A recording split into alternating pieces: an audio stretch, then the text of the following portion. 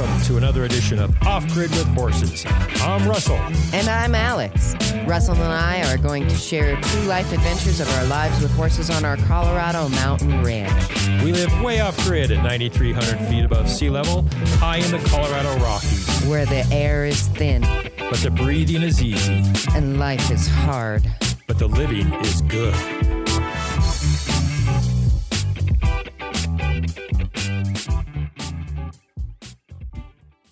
Hello, and in this episode of Off Grid with Horses, we're going to give you an overview of what it's like to be living off grid with horses, what it's like to be at 9,300 feet, and just what the attraction is. There's around 10,000 people have moved off grid in 2024, which is a 10% increase from the previous year. So a total of 350,000 people live off grid. And out of those 350,000 people, about 30,000 have horses. I don't know how many people live at 9,300 feet in the climate that we do, so ours may be a little bit different. So I'm here, I'm Russell, and with Alex. I'm here with Russell, too. I am Alex.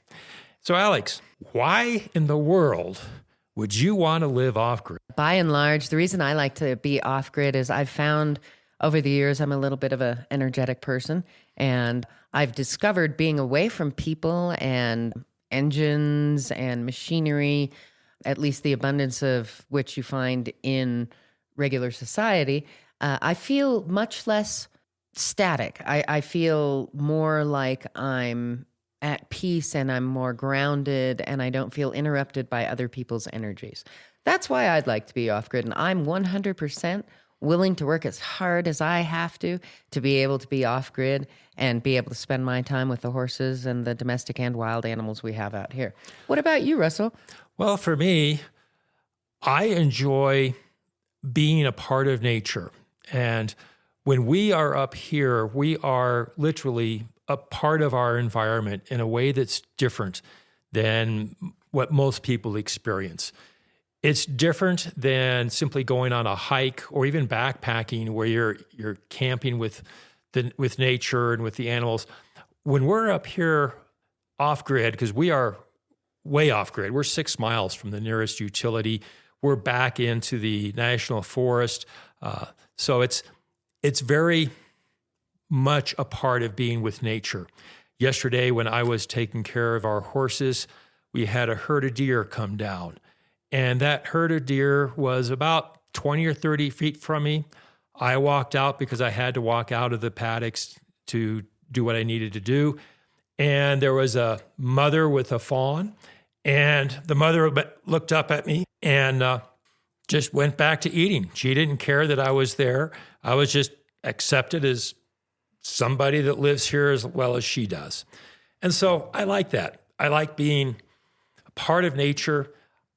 I like being away from people as well. When we're up here, there's many times that you can't see anybody. You can't see any signs of human life. We are extremely secluded. And I like that. I like looking out on our deck at the sun that's setting on the mountains across the valley and just enjoying that. And the peacefulness. There's no roads around us. There's no highway. The only signs of human life that we see are occasional airplanes. And it's just nice being away from civilization. So how did you get up here, Alex? Well, in about 2019, this wonderful human being and I founded a rescue. It just started out as a horse rescue, and then it began to become more than that, a place that served both people and animals. And this wonderful human being is me? Yes. Okay. And we founded this 10th Mountain Equine, our 501c3, founded in Colorado, December 24th. On 2019, and since then we have grown and blossomed, and it started in Eagle County, and all kinds of different things ended up taking us up here. And up here exists because of you. Why don't you tell us a little bit about that? Well, my family purchased this land back in 1972, and my grandparents and my parents bought the land, and they began looking for land that was more secluded because as a family, we would love to camp. And when we would go to a campground, we just got tired of having so many people around us that even though we were in the mountains and in nature, there were motorcycles and there were cars and there were people running around and there was music and all this stuff. And so as a family, we decided that we wanted to try and find a place that was ours and was more secluded. And we found this place. My grandparents, my parents did. They found this place. This is an old homestead back from the 1800s, early 1900s. It last operated until we began reoperating it, but last operated in about the 30s. And they found this and they purchased it. We spent vacations up here, weekends up here. And then in 2022, when I semi-retired, then I relocated up here, moved up here, and then Alex came up here about half a year, 6 months, 9 months, I can't really recall, later, and brought the horses. So we have, how many horses, Alex, do we have now? Well, we have 9 on site at the moment, and we are about to be adding a 10th to our herd.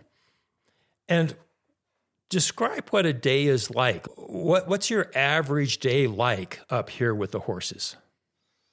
Oh, an average day up here starts around 5 a.m. I get up and I feed the cats who are angrily awaiting their food.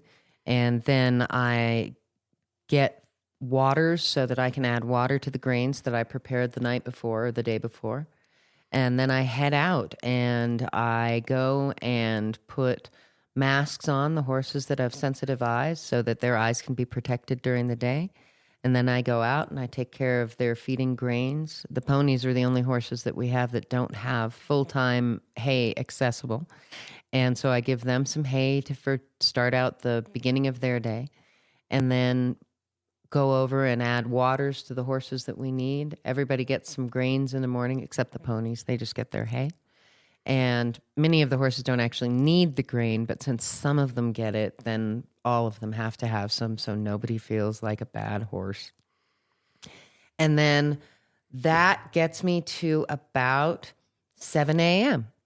And quite a bit of other things happen throughout the day, but that's the bare beginning. We have dogs that we tend to and water that we have to tend to. We have electricity that we have to manage somehow to get into the property. And actually, this brings me to a question that I had for you. I'd love to have you share with everybody, or maybe we can share together, some of the different things that people may mean when they say I'm off grid. Oh, that's a good question. Because when people say that they're off grid, and I sometimes will look at a YouTube video and they'll say that they're off grid, and when I look at the YouTube video, I see a power line in the background. And what they mean by being off grid for them is that they just haven't turned on their electricity. So they are, quote unquote, off the grid because they just haven't gotten on the grid. They just haven't turned it on. To some people, off grid is the other extreme, meaning that they are completely off grid. They don't get groceries. They don't get propane, they do absolutely nothing, and they live completely off the grid. We're a little bit in the middle. I'd say we're probably closer to the extreme of being off grid because we don't have a power line to turn onto. There is not an option that way. It's 6 miles away and extremely expensive to bring it in, and it's just not going to happen. But we do use propane for heat. We do use grocery stores and gasoline and so forth. So we go into town. For us, going into town is about an hour drive. And there's some stores that are a little closer, about 30 minutes from here. But going into town is say about an hour drive, and we'll get groceries at the grocery store and stuff like that. So we're not completely hermits, but we are self-sustaining for the most part. We have solar panels that produce electricity for us. We have a generator that we also use as a backup generator. So if the batteries get low, the generator turns on. And living with solar panels and solar electricity when you're truly off grid is a challenge. Sometimes I say that solar energy is not quite ready for prime time because there are issues with it. There are problems now and then. The batteries have problems now and then. Our well is a deep well, 380 feet, and we have a very specialized pump that in future episodes I'd like to go through and discuss with you how our pump works, because it's different than what most pumps do. Operates off at 12 volts, and we pump into a cistern. Then we have another pump which supplies the house. So it's off-grid for us means not connected to a utility.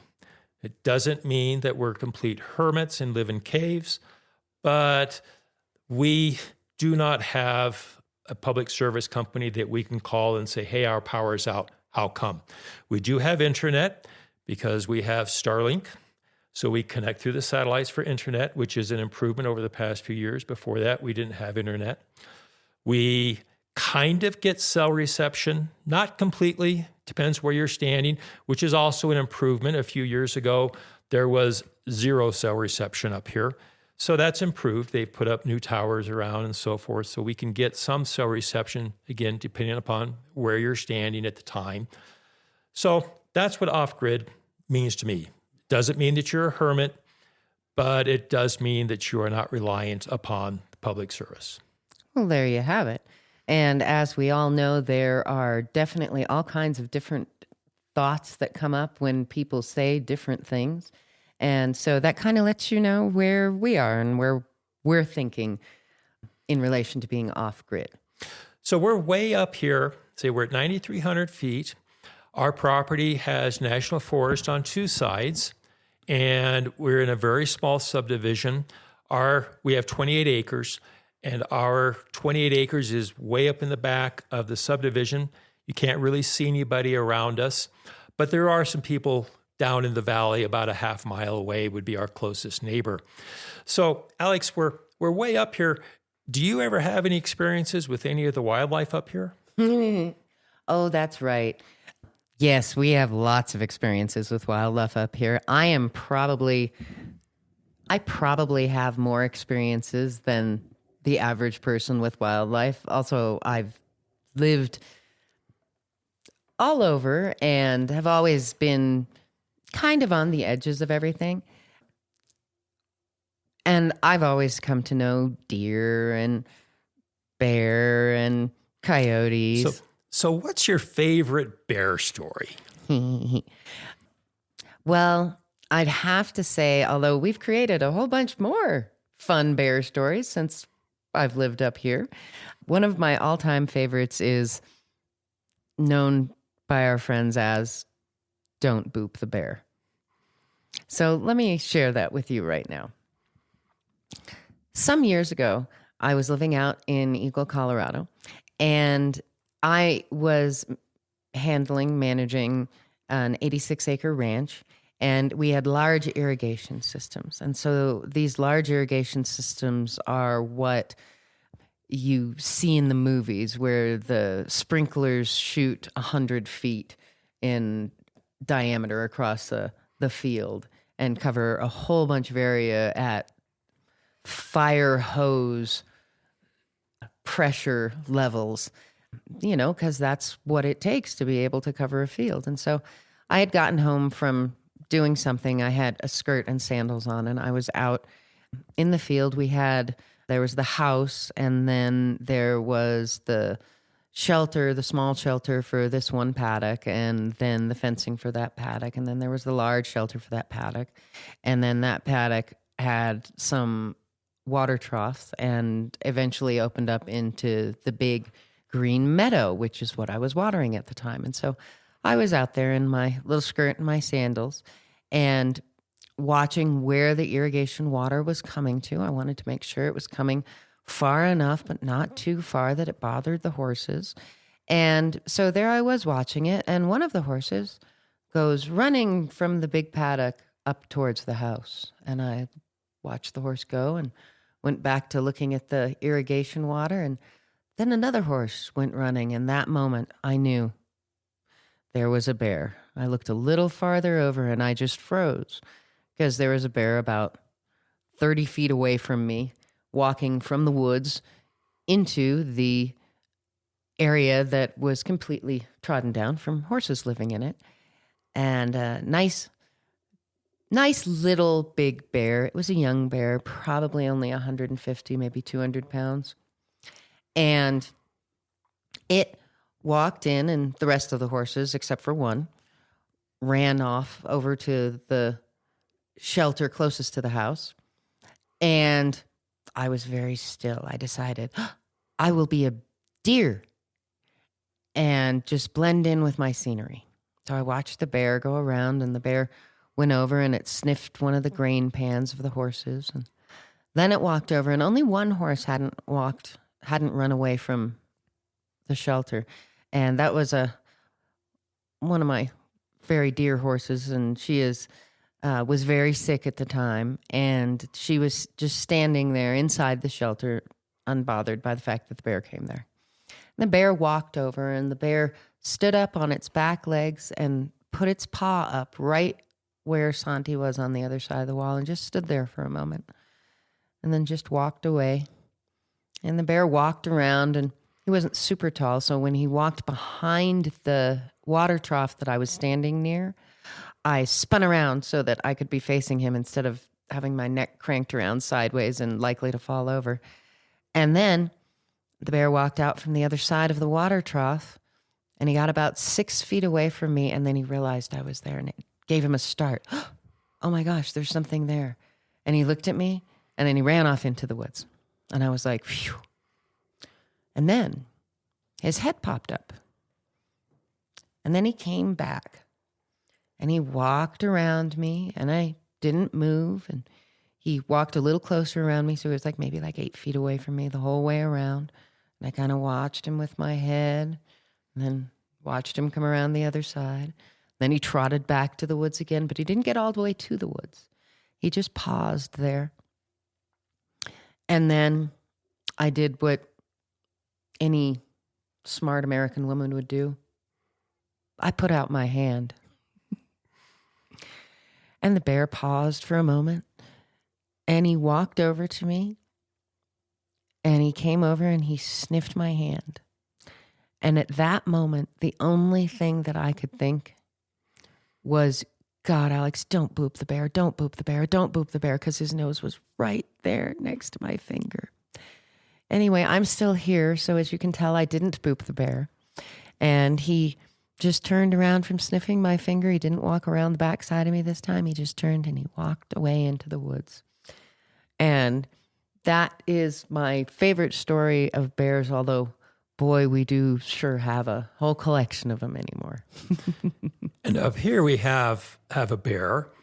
He's a little bit bigger than that. Actually, he's a lot bigger than that.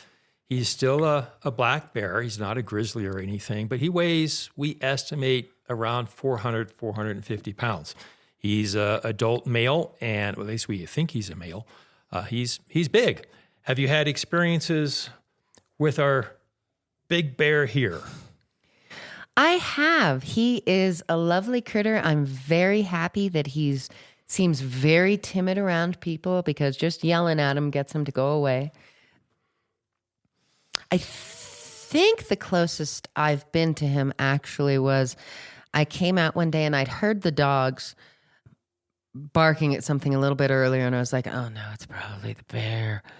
And I didn't get up, and so I got up around 5, and I got up and I looked out the window, and there the bear was sitting there with our bear-proof garbage can, that steel rimmed with all the latches that he had just ripped the steel off of one corner of. And he just was sitting there with the garbage bin in his lap, reaching in with his left front paw and pulling out one piece of garbage at a time and trying it out, tasting it, and setting it aside. And then he'd pull out another piece of garbage and try it out. And I was nowhere near as calm as I sound like I am now in retelling this story. I was very upset. So I grabbed the closest thing to me, an orange. And I ran outside screaming at him to get away. And I took the orange and I hucked it at him. And he was gone before I could even get it thrown and running up to far enough away that I couldn't reach him anymore. And I kept screaming, and he finally wandered off because I can holler with the best of them, truth be told. And so that's one of our bear stories. And we have some bear stories on video. We don't have Don't Boop the Bear on video. I wish we did, but there was not a camera around at that time. And so we do have, though, some videos of our big black bear here. If you go onto YouTube and you punch in Off Grid with Horses, it's not all one word for the YouTube, just Off Grid with Horses, you'll find our YouTube channel.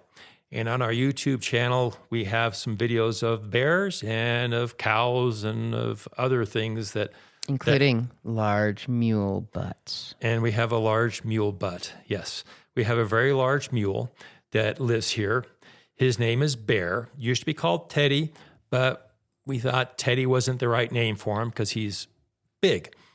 And so we have large mule butt on the video as well.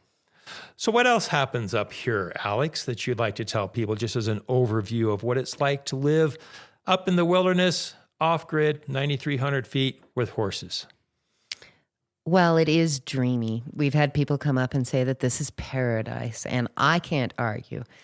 However, it does require a lot of work. And sure, we can take extra energy from the ground because we've got all these wonderful, wonderful stones and crystals in the ground. We have milky quartz and rose quartz and micas and pyrites and a number of other things to mention as well. But it's really hard is an enormous understatement. Living and working up here is so fulfilling, so gratifying, but it's the hardest thing I've ever done, and I've done a lot. Hard physically? Yes, very, very hard physically. I worked in South America for a while creating a tour route for a tour company. And we were literally out 10 hours a day on our horses with machetes, cutting paths into the woods and finding old ruins. And it was wonderful, but it was very hard work. And even that doesn't hold a candle to what we do here. What's the weather like here? Actually, from what I understand, it's very much like the Himalayas. We get down in the winters to sometimes as low as like -15, -20. Our summers will get into the low 80s. We don't have nearly as much snow as where I moved from. I used to be in Eagle County, and honestly, I don't even know how much snow we got there, like 30 feet, like 100 feet a season. I don't know. But up here, it averages about 6 feet. And I think it would have killed me if I had come directly to this. But having been through the atrocities I've lived through already in snow depth reference, it really is a wonderful light load compared to what it was. One thing I've noticed up here is that although our total accumulation may be 4 feet, 5 feet, whatever, but it melts and blows away. So even in the middle of winter in January, in our front area, there'll be snow, but it won't be huge. It won't be terribly deep. And that makes it a lot easier for the horses because they're not always trudging through snow. In their paddocks, they pat it down and it melts off, evaporates out. So we get snow, but it's not like you would think at 9,300 feet that we would just be buried in it. But that's really not the way it is. We get a couple of big snowstorms a year where it'll snow a foot or 2 feet, maybe 3 feet, but then it usually melts away fairly quickly. Alex has a very interesting knack of when she has to go away, if she's going to an event back in Eagle County where she's from, or some event someplace else, that's when it snows. It's just been very uncanny that this past year when she leaves, that's when we have a blizzard. And the last time that she left for a couple of days, we got 15 inches. It was only supposed to snow 4 inches, and we got 15. Our area here is weird for weather because in many respects, we're in a little banana belt. It'll be snowing and cold and horrible all around us, and we'll have next to nothing. Or they will have next to nothing and be warm, and it will be horrible here and snowing here. So it's an interesting weather climate here. It is not like the Bahamas or anything as far as being warm, but the summers are delightful. The summers low 80s, and it's just gorgeous up here. One other thing that we do up here, we have to be very creative. When we have the bear issue, we had the bear breaking into the quote-unquote bear-proof trash can. And so what we did is we took one of our fence chargers, because we have fence chargers for the horses. So we took one of our fence chargers, which produces a very small shock, and we connected it to the trash can and connected it to the steel so that when the bear touched the steel, he got a slight shock, which he didn't appreciate. What did he do then? Trashed our stuff.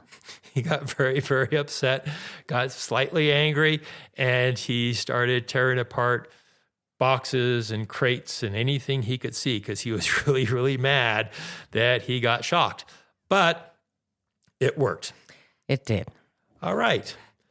So anything else you'd like to add just as an overview on what it's like to be up here? I'm sure I can find something to make up. You know, honestly, the first thing that I said that our folks had said is that it's paradise. Really, honestly, I can't imagine, okay, maybe by the beach with all this, but that'd have to be a really, really deep ocean.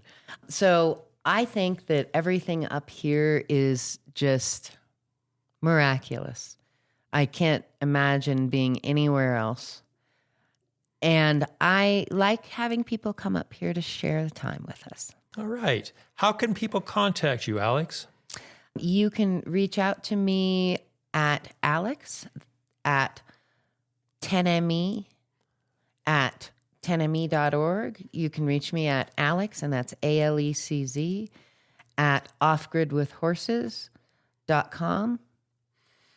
All right. And you can also reach us in general at info@offgridwithhorses. And if you have any comments on what you would like to see or hear in these episodes, please don't hesitate to send us an email. We really want to hear from you. We live a very unique, different kind of life, and we would like to share that with you. And so if there are things that you would like to know, how we do certain things, why we do certain things, what it's like up here, things that we may not even think about that are interesting to you, please send us an email. Again, it's info@offgridwithhorses.com, and we will respond, and we will try to include your suggestions into our episodes. Also, you can look us up on the YouTube, which I've already mentioned. It's Off Grid with Horses on the YouTube.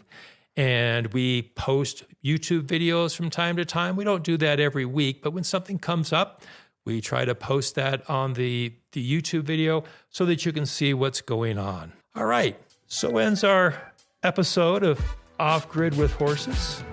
Number 1 episode. Yes, we've made it.